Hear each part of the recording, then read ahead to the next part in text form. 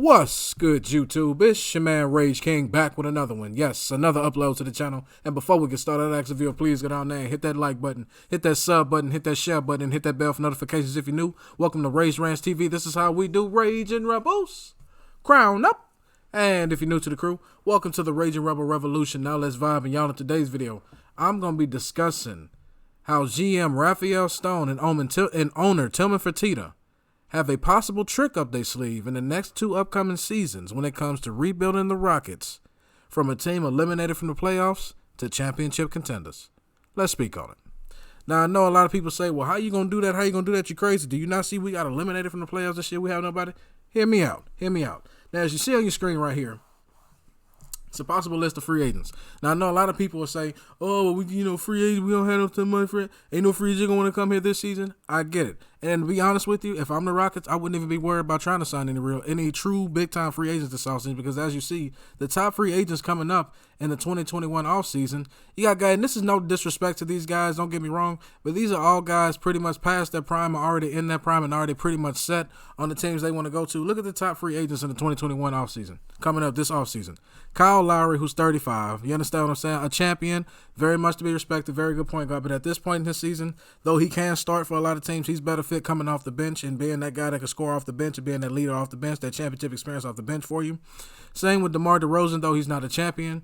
He's a guy that can be a good role player for a team. He's in his prime right now. He's on the wrong side of his prime, to be honest with you. He's got maybe 1 or 2 seasons left at an elite level before he starts declining if the decline hasn't already happened. He's not going to get any better than what he is. He's a good asset to any team, but at this point, he's better fit as a role player, though he can start for many teams. He's more fit as a role player on a championship team at this point. Otto Porter Jr., nothing against them. He's more of a role player. Victor Oladipo, we've already had the Victor Oladipo, the 20-game Victor Oladipo experience here in Houston. I'm pretty damn sure he didn't get traded from here just to sign back with us because for all that, he could have re-signed with us. He turned down a deal from us for a reason.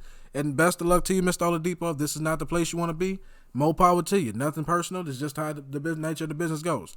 Now, I know a lot of people look at that and say, well, how is he going to rebuild it? And say, hear me out. That's 2021's offseason. You got to be looking a lot further ahead. As the old folks say, you got to see the forest from the trees. You're just looking at the trees, looking at this. Now, you go down here to who will be the top free agents in the NBA 2022 offseason. Look at that.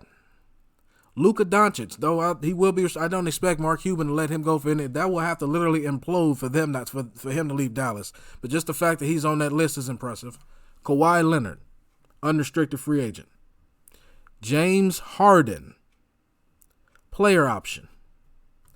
Kevin Durant, player option. Trae Young, restricted free agent. I don't see Atlanta letting him go. That have to literally implode. Just think of the possibilities. Bradley Beal, player option. Now, you look at the nature of the team we have now. As I've stated in earlier videos, I don't see John Wall staying in the. I don't see John Wall. I do not predict John Wall to be on the Houston Rockets next season. If he is, it will be an absolute shock. And I think that's just because they don't want to buy him out, and they couldn't find any traders. They couldn't find anybody that wanted to trade for John Wall to give him back the compensation they felt like they want for him. Now, minus a John Wall, you look at the players the Houston Rockets have right now.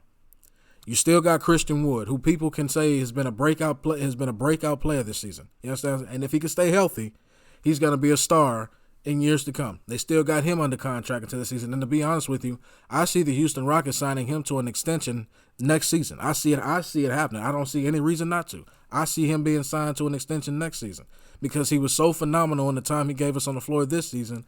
I don't see if he can stay focused. If he can stay focused and stay healthy, I think the Rockets got a steal right there with that guy, sign him to an extension ASAP. You got guys like Jayshawn Tate, a good role player. Guys like Sterling Brown, a good role player. A good young coach in Steven Silas, with a great game plan, both offensively and defensively. A great coach if you give him the opportunity to give him a team to grow. Could you imagine that they take next season to just get other role players to make themselves competitive, a lot like what the Clippers did before they got Kawhi and Paul George? You see where I'm getting at? The seasons before that, they were a competitive team. They had good young pieces, right? They had good young pieces that they got from letting go of a star player in Blake Griffin and Chris Paul. They got good young pieces back. They got good draft picks back. You understand what I'm saying?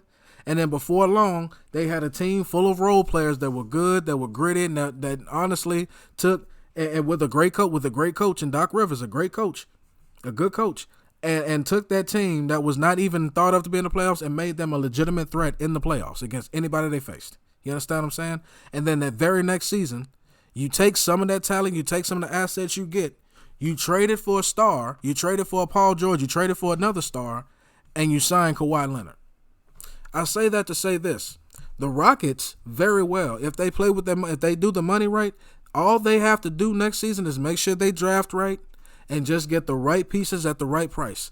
And you literally won't even have to trade for another player unless you absolutely want to. You'll still have the players to trade for them and the assets, the draft picks to trade for them now after the James Harden trade. And with the list of guys right here, you can pretty much sign any duo you want right here. And if you decide you want to trade for another guy because you have the assets and the draft picks, you can do that. It's not going to happen this offseason, but the next offseason, the offseason of NBA 2022, look out, people. Look out, because if Christian Wood can stay healthy, who's going to be a breakout star? Oh, yeah. Yeah, so you can literally have 4 big-time players on one roster if you play your cards right. 4 big-time players, 4 all-stars on the team at one time if you play it right. Because you can say what you want to. Players around the league are impressed with Christian Wood. They know they got to guard him. That's for damn sure. Everybody know you got to go at him. You understand what I'm saying? And he's proven he's a legitimate scoring threat. Now, you take him and you add any 2 people on this list. Any 2 people. Could we see a return of James Harden? Because, correct me if I'm wrong, in one of his interviews, did he not say, I am indebted to the city of Houston, and I'm a man that always pays his debts off? You see what I'm saying? Could the James Harden trade potentially have been employed by James Harden saying, hey, Russ, go ahead and make sure you get on the team you can get to, because I'm going to get up out of here. And you know what, Fertitta, y'all have been good to me. You know what? We don't have the team to compete right now. Trade me to where I want to go. Let me finish out my contract there. Then I sign back with y'all after you get the rotation pieces, get the coaches, make sure he's legit and he can coach. You understand what I'm saying? Get your draft picks back, draft well. I come back, I come back, and I can possibly bring a Kevin Durant with me, and we already got Christian Wood on the team, and I know he can play. You see what I'm saying? And then you could possibly take them other players around you, those good role players like a Jayshawn Tate, like a Sterling Brown, or whoever else you add to the team, a good role player to the team, good young players to the team, good drafted players to the team. Trade them for another superstar. Or you could go, hey, Bradley Beal and Kawhi Leonard don't sound like a bad deal. You see what I'm saying? You could take you could take any combination of these 2 right here and possibly add another superstar already on top of already having a legitimate scoring threat who arguably is the top star and who arguably is one of the better stars and better players in the league already on your team and under contract. So yes, I understand it, people. Rebuilds absolutely suck. I get it. They suck. I know.